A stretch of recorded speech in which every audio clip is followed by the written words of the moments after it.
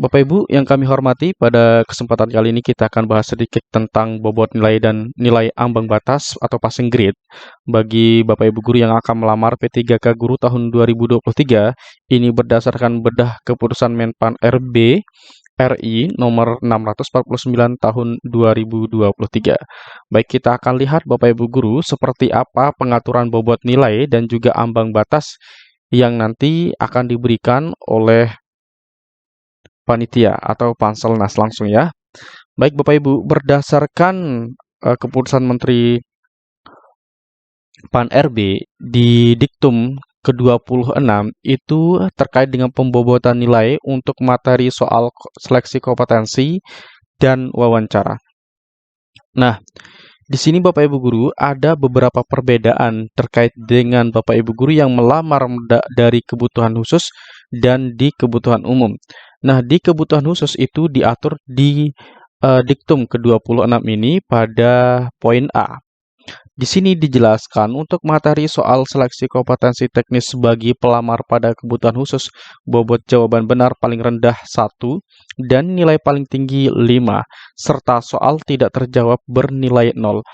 Ini artinya bahwa Bapak Ibu guru di dalam soal teknis untuk Bapak Ibu guru yang melamar untuk kebutuhan khusus, ya, kebutuhan khusus itu bagi siapa? Kebutuhan khusus itu ada THK 2, kemudian bagi Bapak Ibu guru yang memiliki TMT lebih dari 3 tahun yang mengajar di sekolah negeri.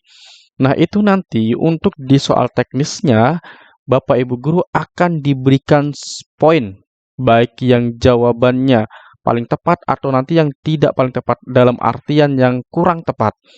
Nah, di sini Bapak Ibu nanti, bagi Bapak Ibu nanti yang menjawab paling tepat itu akan mendapatkan nilai paling tinggi yaitu 5. Kemudian nilai paling rendah nanti ada 1. Artinya semua pilihan jawaban di dalam soal teknis bagi Bapak Ibu guru yang mengikuti pelamar kebutuhan khusus itu nanti akan mendapatkan poin nilai. Nah, Bapak Ibu guru tidak akan mendapatkan poin nilai bila tidak menjawab soal sama sekali. Oleh sebab itu, Bapak Ibu guru silahkan dijawab soalnya dengan benar ya. Baik, kemudian Bapak Ibu, bentuk soalnya bagaimana sih bagi kebutuhan khusus tersebut?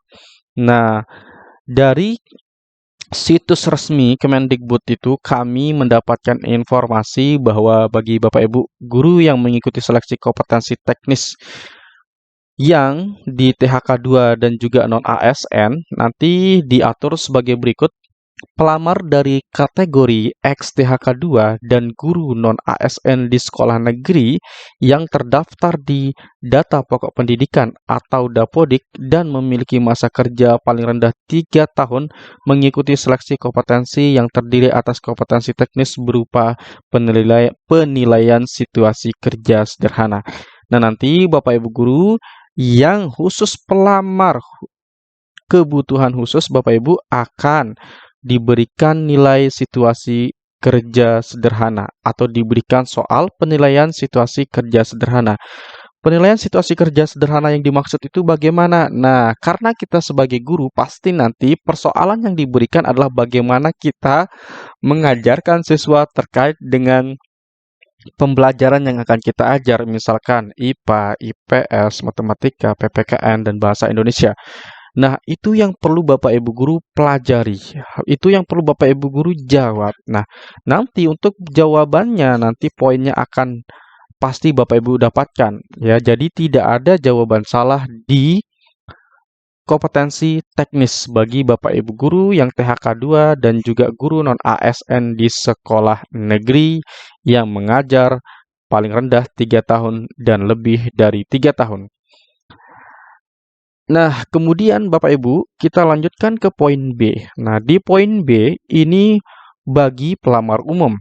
Untuk materi soal seleksi kompetensi teknis bagi pelamar pada kebutuhan umum, bobot jawaban benar bernilai 5 dan jawaban salah atau soal tidak terjawab bernilai 0.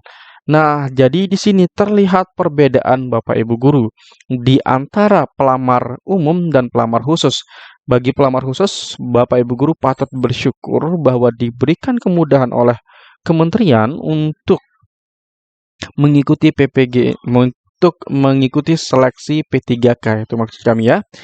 Jadi bagi Bapak Ibu guru yang mengikuti kebutuhan khusus, jadi bersyukurlah. Nah, tetapi bagi Bapak Ibu guru yang masuk dalam kebutuhan umum, jangan berkecil hati, karena saya yakin Bapak Ibu guru juga bisa untuk mengejar nilai mereka, nilai Bapak Ibu guru yang melamar kebutuhan khusus tersebut.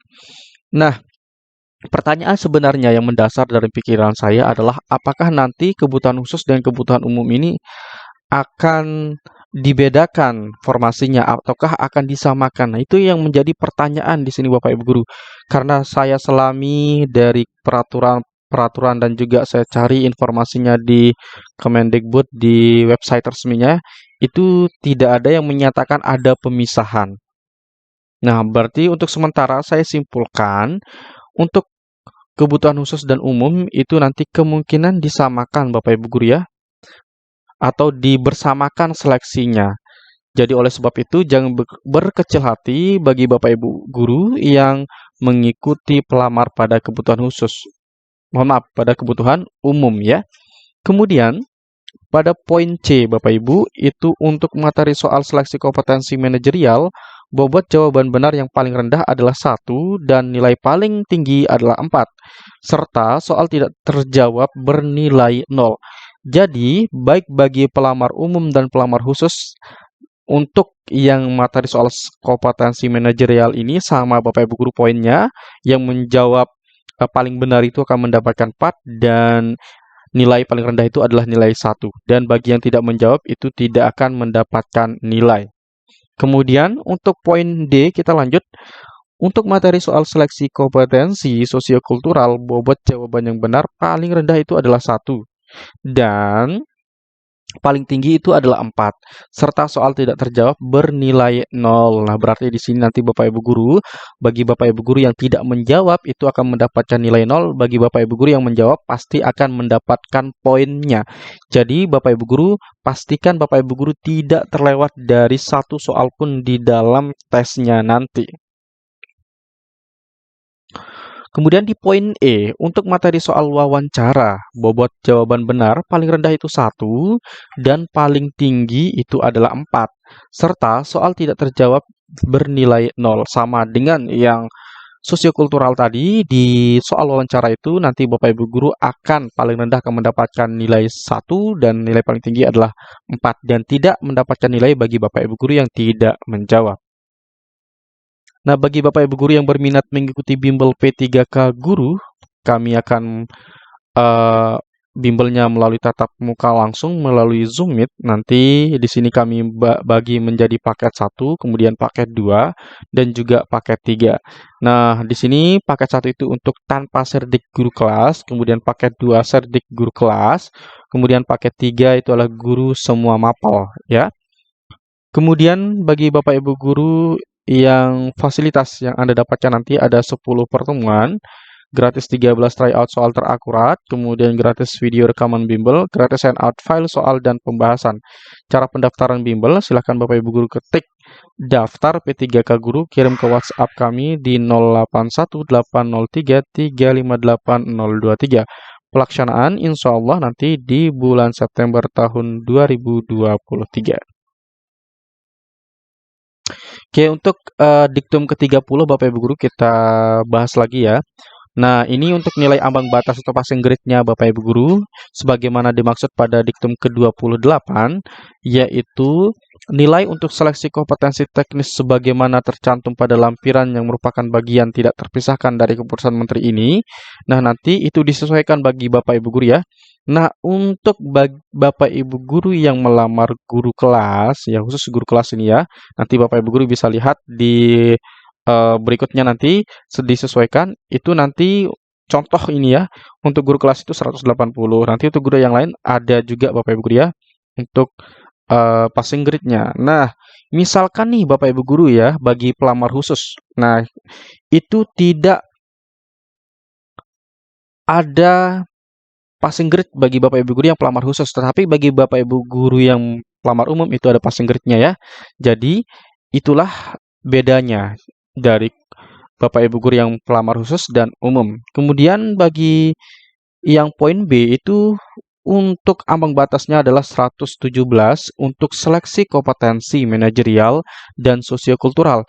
Jadi untuk seleksi kompetensi sosiokultural dan manajerial ini nanti akan digabungkan Bapak Ibu guru. Kemudian yang poin C itu 24 untuk wawancara.